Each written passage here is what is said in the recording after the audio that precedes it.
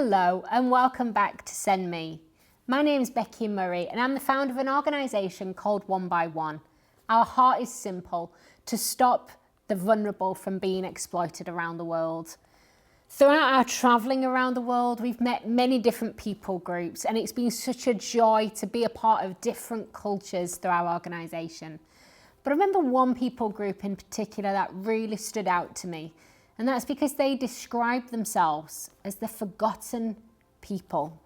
These were a group of ladies that we were working with in the northern churches in Sri Lanka, and they'd sadly become widowed after the long civil war. Many of their husbands were soldiers, either working with the Tamil Tigers or working in the Sri Lankan war.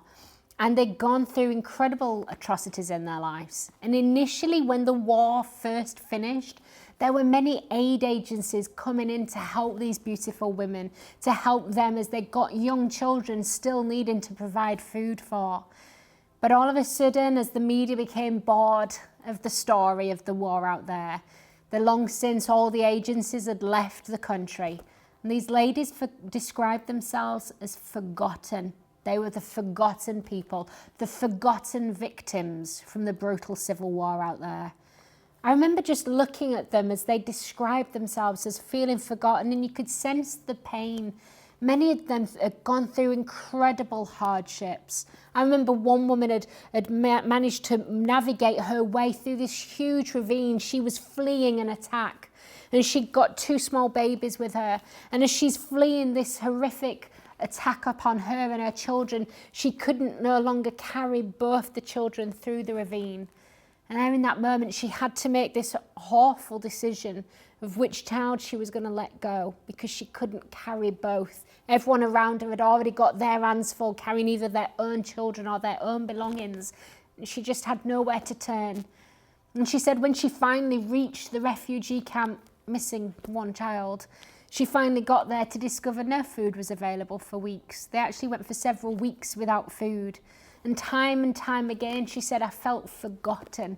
Everyone had moved on with their worlds, and I felt forgotten about having lost my husband, having lost a child, having lost my home, having lost my income. I'd lost everything I'd known as familiar in my life, and I felt forgotten. Well, I remember listening to her story and seeing the pain in her face. And suddenly I began to realise that actually many times in life, you and I may have not gone through an horrific war zone like this precious lady had. But there are times in our lives where we too can feel forgotten, and it's painful nonetheless. But if you want to be someone who says, here I am, send me, then you're going to go through challenges. You're going to go through times where people might not see how faithful you are. And people might move on with their lives when you're stepping out and moving incredible faith, and everybody else may move on with their lives. And you may find yourself also feeling forgotten. Well, I want to encourage you in those moments to press in.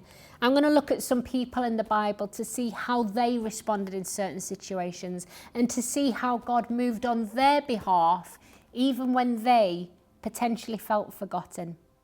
So the first person I want to look at with you today is from a passage that I was reading recently in the book of Esther.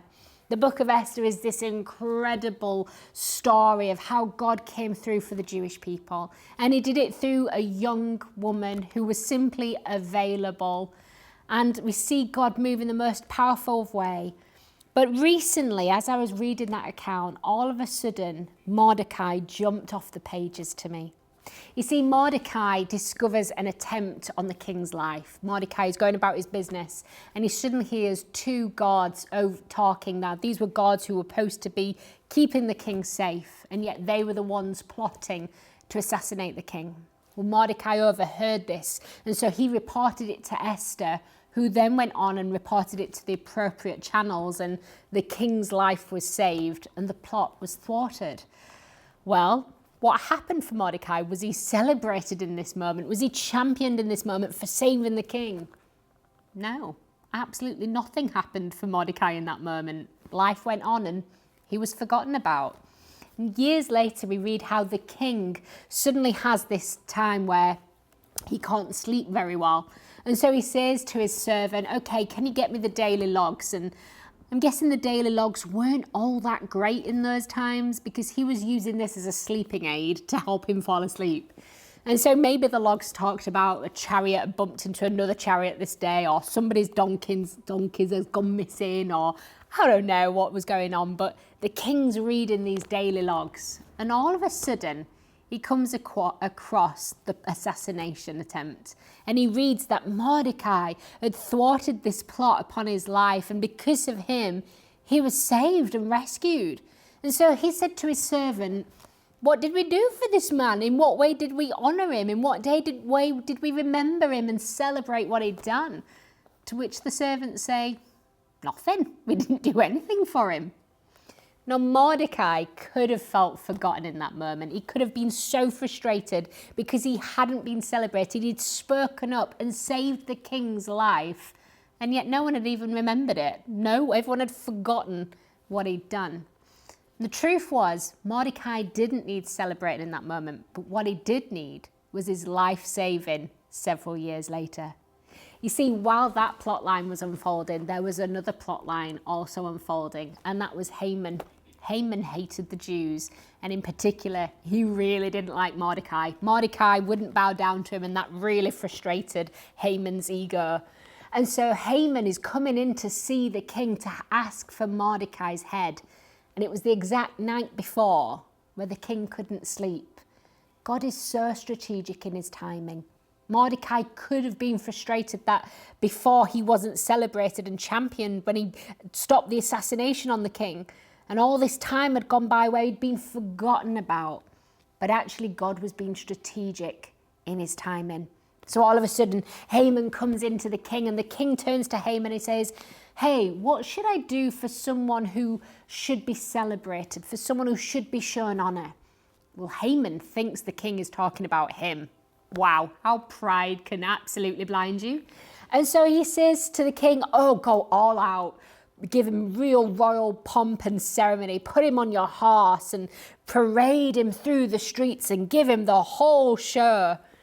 And so the king says, "Okay, let's do it. Go get me a man named Mordecai." Well, you can imagine Haman's thought process in that moment of, "What? Excuse me, Mordecai? This was the man who I was coming to you today to kill, and you want me to parade him through the cities? No way!" And so this amazing moment happens where Haman, the man who hated Mordecai, has to now parade him through the streets, giving him pomp and ceremony as he's celebrated. Now, the reality was Mordecai never asked for this. He didn't want to have the parade through the streets. He didn't need that. But what he did need was for his life to be saved. And because of this exact timing, his life was saved. You see, how many times in our life has the timing not worked out as we supposed it should? Mordecai could have thought that everybody had forgotten about him. But God is strategic in his timing. God waited to maximize his glory and to save Mordecai's life. And because they had to wait for however many years, because of that, the timing was perfect, aligned by God. Maybe you've gone through seasons where you're thinking, "I've been faithful in what I'm doing. I've done what I need to do every day in my life, and I've been faithful," and nobody notices. Maybe you've been serving your local church every week, helping on the worship team, helping on the kids team, helping on the welcome team, and you've been faithfully serving and you feel like nobody even sees. Let me tell you, continue to be faithful because God sees, and at the right time, God will make a way for you to come through in what he's got planned for your life. Mordecai had not been forgotten by God, but God was being strategic in his timing. Don't become frustrated at God's timing. It's not a case of what is God waiting on. It's a case of what is God working on. Well, I want to look at another Bible passage with you today of another person who the Bible says God remembers. And it's found in Genesis chapter 8. And it's literally just a few verses from verse 1. It says, "Then God remembered Noah." Then God remembered Noah. Now, when talking about being forgotten, Noah's not an obvious person to think of. When I think of Noah, I think of this man who has an incredible faith, a man who obeys the voice of God and steps out in what everyone around him presumes is a crazy act. Building an ark in the middle of the desert?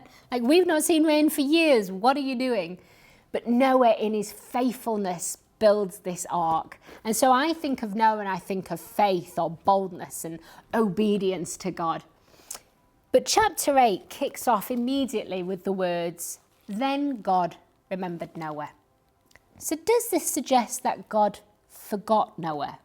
Did all of a sudden God come along and think, oh yes, there's the family and all those animals swimming around out there. Oh yeah, I need to remember to look after them. Absolutely not. God had never forgotten Noah and everyone on the ark. But what the scripture means here is that when it says God remembered Noah, it means that when God looked on the earth, he remembered to have mercy. Is that not the continual Bible story? That God again and again looks down on the earth and remembers to show mercy again and again.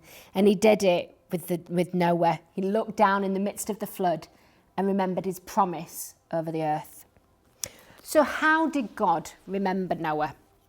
Well, firstly, it says in Genesis 8 and verse 1, it says, "And God made a wind pass over the earth, and the waters subsided." So God sends this wind that blew across, and all of a sudden, these waters gradually begin to recede. Isn't it interesting how in our lives too, we don't get into trouble overnight. Often it's daily decisions that can lead to troubles arising in our lives. And God will come in and take us through those seasons. There's often not a sudden, all the water's disappearing. God often moves in a gradual way through our lives, where every day he shows faithfulness to us, where every day he remembers us and the troubles in our lives begin to subside as God comes in. I remember when COVID-19 really began to hit our lives, and it was spring of 2020. And I remember thinking, okay, in a few months, this may have passed. And by the summer of 2020, there were glimmers of hope as life began to look a little bit more normal. Shops were beginning to open again and restaurants were beginning to open again. And the government in England even did this whole initiative, Eat Out to Help Out scheme. And it was great as it looked like life was becoming normal again. And then suddenly autumn of 2020 came around, and with that came new variants and more shutdowns as we again had to go into isolation. And I remember thinking, when is this going to be over with? And going through the hard stuff, we often want to rush past it. I remember coming through hard times in my life where I've literally used the words, I want to be at the other side of the story already. And we want to rush past because we just want to get through the hard stuff.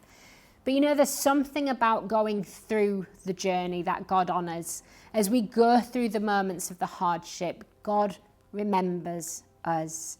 So many times we want to rush on and walk in that new season that feels better and feels fresh. And I'm sure for Noah, being in the ark for over a year, he just wanted to rush on. When's that dry land going to come? When are the flood's waters going to recede? And I want to speak over your life today. I don't know what problems surround you. Maybe problems are so surrounding you that you feel you're literally drowning in flood waters. Well, I want to tell you, just as God remembered Noah and the flood waters began to subside, so God will send a wind into your life and the flood waters of life will subside. You see, we all go through incredible encounters where in one moment God can bring us through into incredible victory. We've seen that in and through our lives several times. But equally, we see God many, many times bring us gradually through as he begins to subside the waters. Sometimes there's no quick fix moments. And for Noah, God sent a wind to gradually subside the floodwaters. Secondly, we know that God remembered Noah because he sent him signs. Noah was looking for signs of when he could finally get out of the ark. He'd been on the ark for 1 year and 17 days. That's a long time of working in the ark. And so he was looking for signs of, well, when can we get out? I think so often we can all endure hardship when we know it's going to end. But it's the not knowing that's so difficult sometimes. This can relate to financial pressures. It can relate to going through pain. It can relate to watching a loved one suffer. I remember when my dad was ill, it was the last week of his life. And my mum called me. I was in the office kitchen at work, and I suddenly received a phone call from my mum to say, the doctors have said, this is it. You need to come and be with your dad. Well, I remember thinking, surely she's got it wrong. I mean, he'd only gone into hospital with a urine infection. Like, how can this be it? My dad had been suffering with Alzheimer's for some point, but was nowhere near death's door. And I remember just the panic of that moment thinking, what? No, this can't be. And living a whole county away from my parents, driving up the large motorway seemed to take forever. And upon finally arriving, I discovered my dad had contracted pneumonia whilst being in the hospital. And because he'd had so much antibiotics already, his life just couldn't fight it anymore. And the doctors had said, this is it.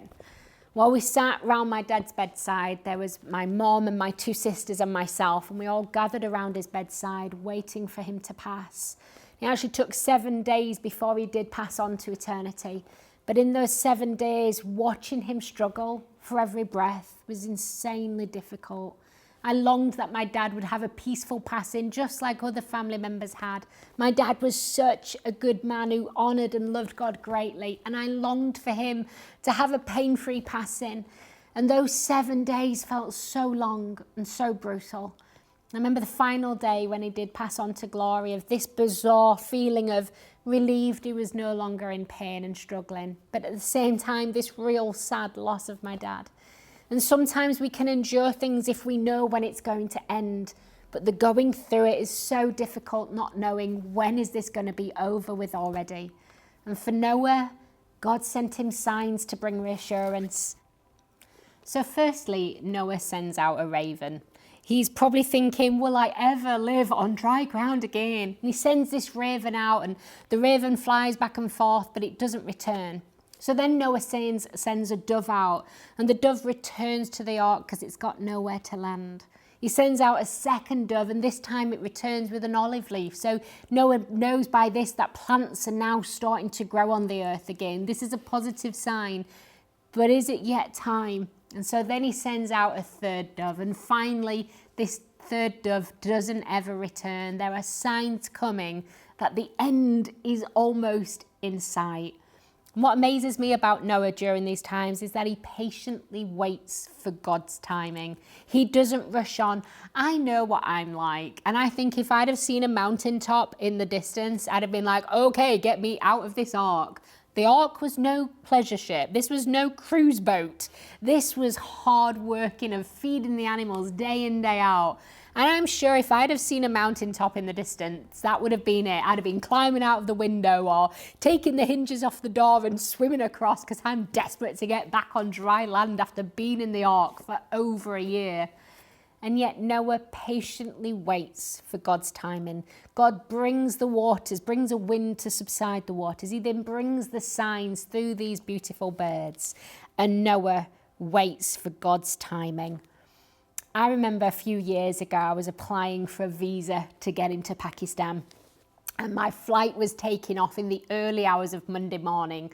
And I knew that the High Commission closed at 5 p.m. on the Friday. It was shut the whole weekend.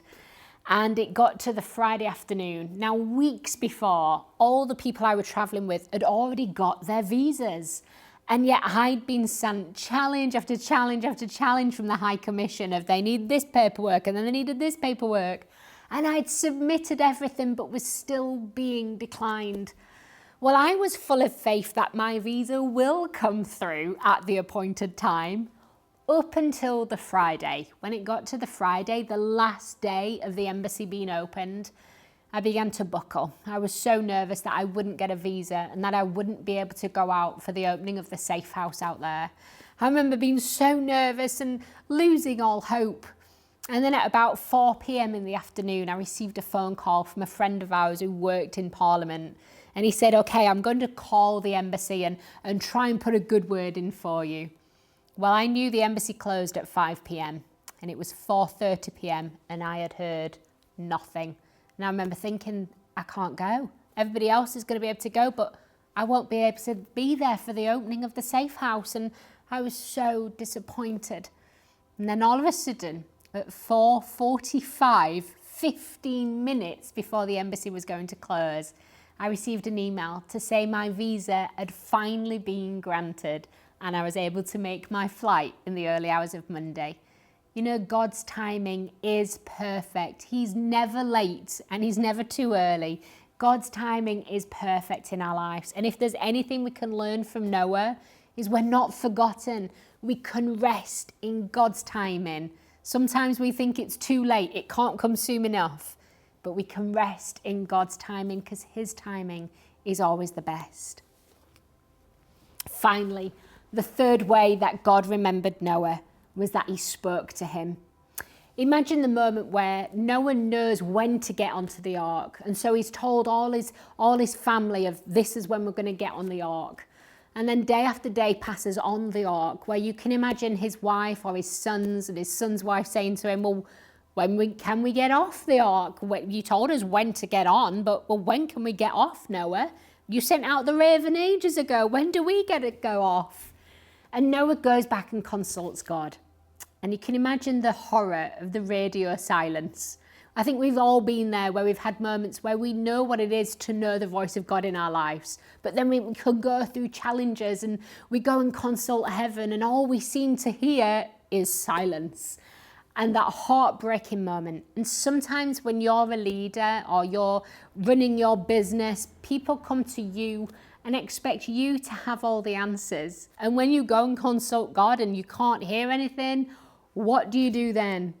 Well, Noah remained faithful. In the days of the silence, he waited and he patiently served. He carried on feeding the animals, tending to his duties on the ark. You know, there's so much to be said for faithfulness. If you're going through a season where you feel forgotten, let me encourage you to remain faithful. There's so much about faithfulness that carries the heartbeat of heaven.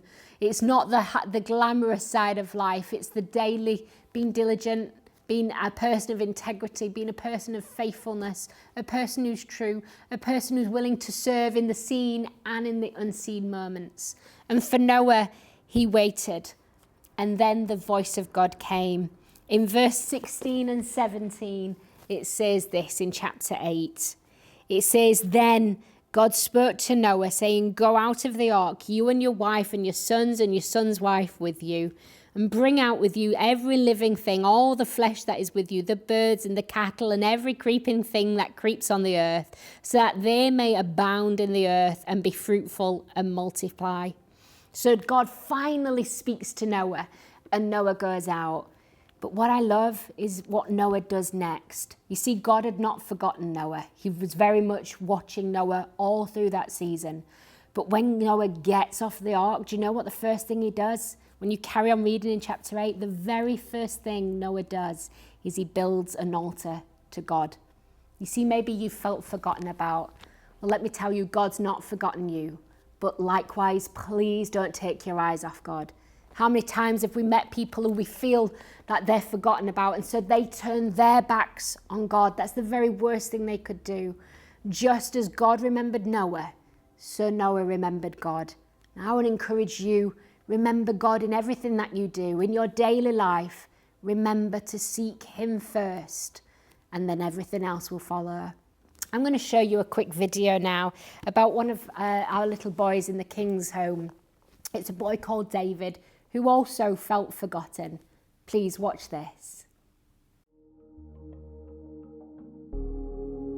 This is David Sakayo. When one by one first came into contact with him, he was 9 years old. David's living conditions were horrific. His mother had died. His father was working away, so David lived alone for 4 years. He simply relied on his neighbors for leftover food, and he had no form of education. His mother's dead body was buried just a few feet from his home, and he slept on an insect-infested floor. When he found out he wasn't HIV positive, it was the first time he had a smile for many years. Today, David is a different boy.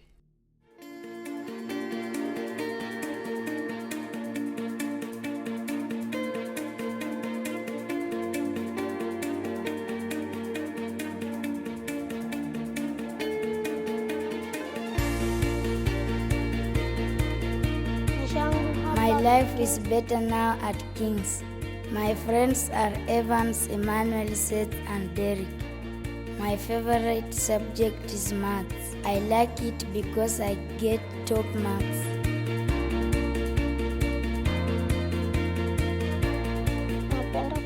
My favorite sport is soccer. I love to play with the boys at King's.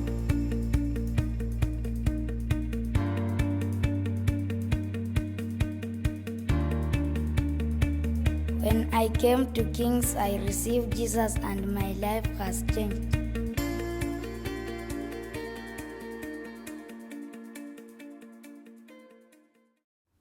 You know, it's amazing to watch the change in the children's lives. You know, when David first moved in, he thought he'd been forgotten about. When I first met him and our team first met him, it was literally eating grass and worms to make it from day to day. And yet now I see a little boy who loves football, loves Jesus, loves his life, and seeing God change him and bring hope and life has been incredible. Maybe you can help sponsor a child like David. Well, if you want more information about child sponsorship, it's £18 a month, that's $30. Please go to the website to see how you could become a child sponsor today. That's onebyone.net, and you can read stories like David's and many other of the children in the King's Care, and you can be a part of their life. You can write to them, invest into their lives. I want you to know that just as David wasn't forgotten, just as Noah wasn't forgotten, just as Mordecai wasn't forgotten, in the same way you, my friend, have not been forgotten by God. He's got a plan and a purpose for your life. All he's waiting for is your yes to say, "Here I am, send me." Until next time, God bless.